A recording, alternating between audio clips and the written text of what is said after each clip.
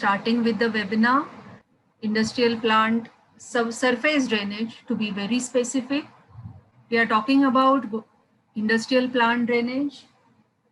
The main objective of this webinar is not only to highlight the importance of industrial plant drainage, but also to introduce to civil engineers and students the standard procedures to plan and design process industrial plant surface drainage network, especially in oil and gas recovery refineries.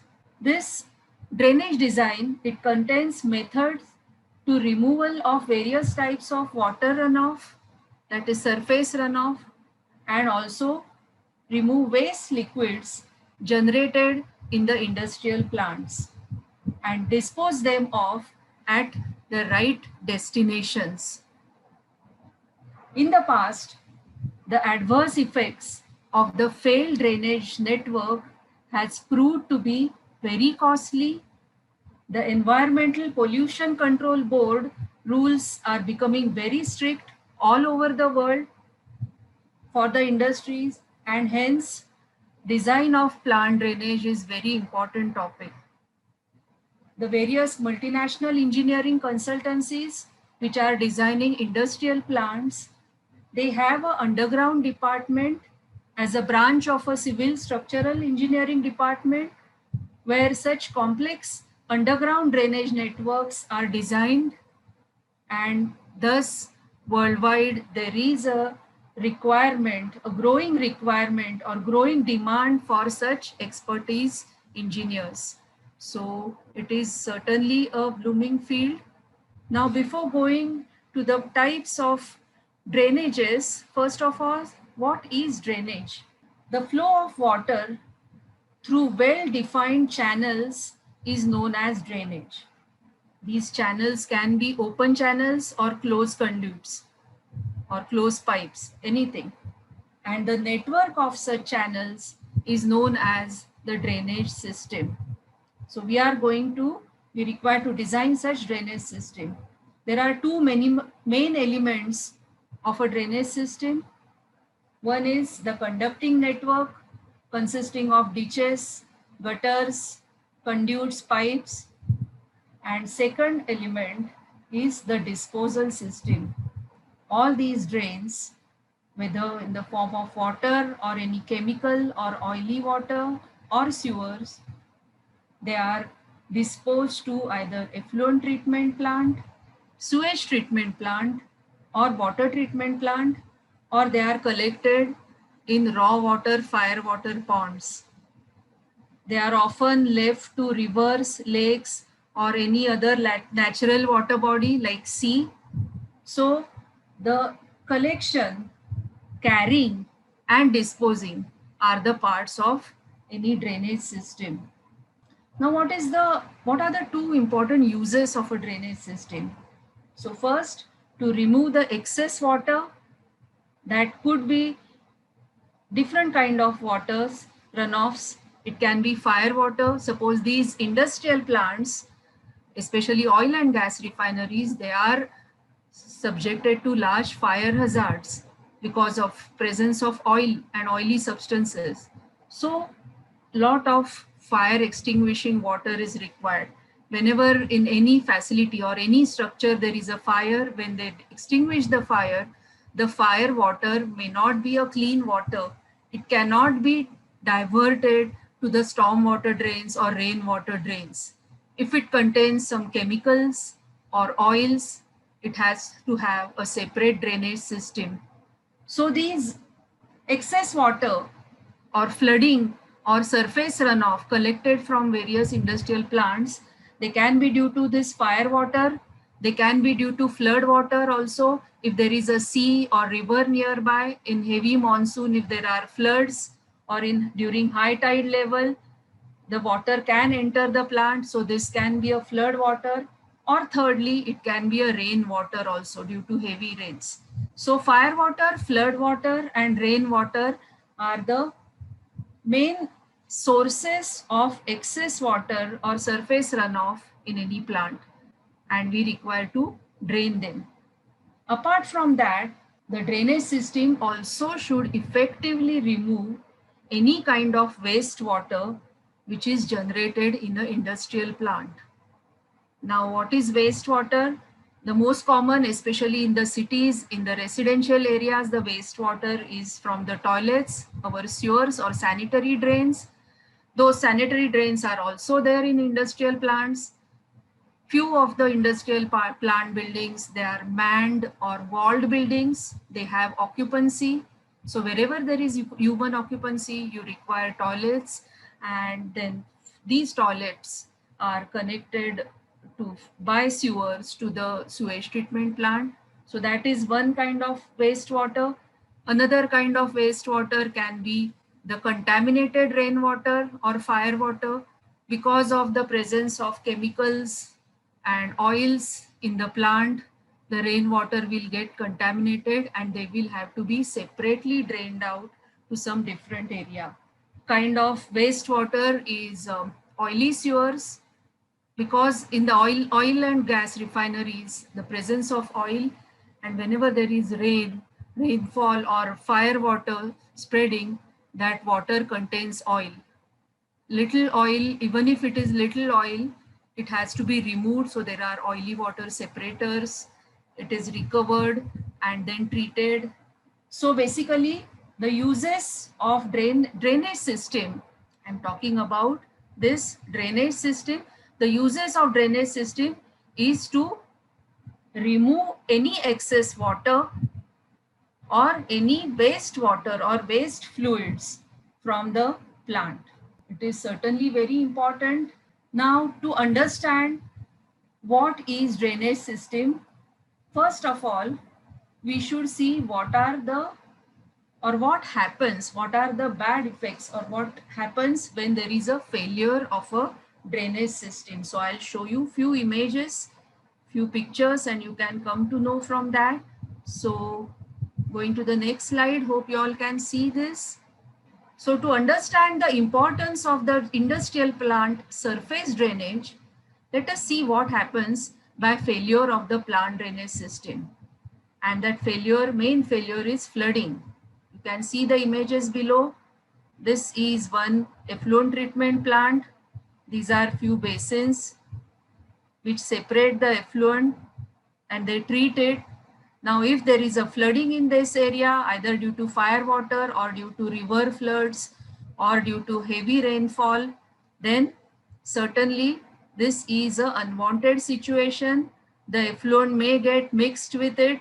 The effluent can be hazardous also, and it can cause to man and machinery.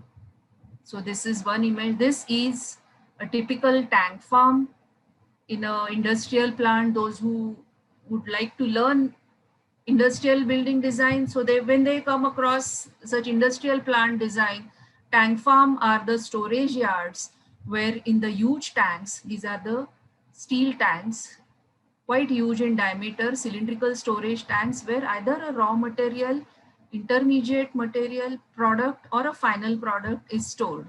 And there are farms where these tankages are there, and if there is flooding in this area, these tankages will be, if there are final product tank farms or even raw material tank farms, they will be near to seashore, somewhere near to the jetty, where the transportation is more easy of the bulk material. So if there is a flooding, it certainly causes hazardous situation.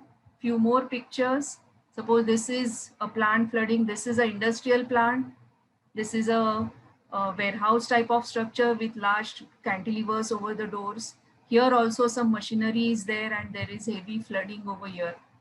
This is another chemical plant on the right hand side and there is flooding on it. This is another plot, industrial plant plot.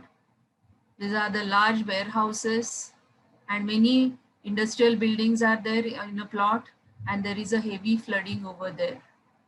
Again over here, this is one laboratory of a industrial building and there is flooding. The water has entered the ground floor. If there are basements, water can enter over there also. So these are the examples of what happens when there is a failure of a drainage system, plant drainage. Again, this is another large, complex, large plot plan of an industrial plant, and there are so many roads. There will be drains along the side of the roads. The large plot is divided into small, small plots, and everywhere when there is a flooding, you can see what will be the side effects or what will be the harmful effects of that.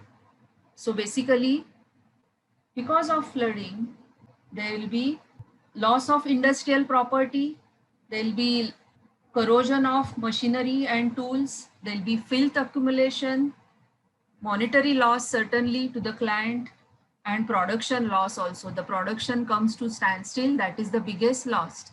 The production of whatever is produced from that industry, that is stopped till the whole thing is recovered. So this is the importance of the drainage planning and designing. So in short, the failed drainage system leads to health hazard to man, machinery and structures. Okay, so next, what does a typical industrial plant look like? So how does it look? I'm showing few sketch diagrams. So this is a typical refinery process plant. It's a satellite view. So any plot plan of an industrial plant is basically a building complex. It is a large plot divided into small plots, unit plots. Each unit plot, some process is happening. What is process plant basically? Process plant, that means some process, chemical reaction happens on a raw material and it gets converted into a final useful product, which is sold in the market by that industry. So for oil and gas refinery, crude oil is a raw material and final useful products are petrol, diesel, kerosene, waxes, LPG gas, so many useful products. So a typical refinery plot looks like this, and it has many subplots, unit plots. All the small units are having different chemical reactions happening inside it. All the unit plots are generally surrounded by roads. You can see that in a plot plan, there are roads surrounding each plot, and all the roads will have either on both the sides or on one side a drain. A network of drains, they are interconnected, and finally they are led to a final destination or disposal point. This is also a photograph, aerial view of one oil and gas refinery process plot.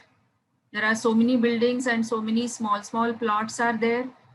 There are pipe racks over here. Raw water, fire water plant is there. So raw water, fire water pond is there. So there are roads, and on the sides of the road, there will be drains. This is a typical plot plan drawing. Generally, plot plan for any industrial plot is done in A0 size drawing. So this is a A0 size plot plan drawing. Many buildings are there, and all these buildings, they are surrounded by roads, and roads, near to the roads, there will be stormwater drain and other drain network. One more picture I am sharing. This is Google map of a metallurgical process plant. You can see the different plots surrounded by roads. And metallurgical process plant, basically some ore, suppose iron ore, undergoes various processes on various unit plots, small plots, and after undergoing various processes, at the end we get a final product. So from iron ore we will get ferrous or steel plant, steel will be generated from it, and this is a typical road and drain layout drawing. So when you are working, if you are working in a big multinational company in a civil department, especially a underground branch of a civil department, you will be required to do such drawings. This is a plot plan. There are small units surrounded by roads. All roads will have drainage on the sides of it. All the drains are numbered.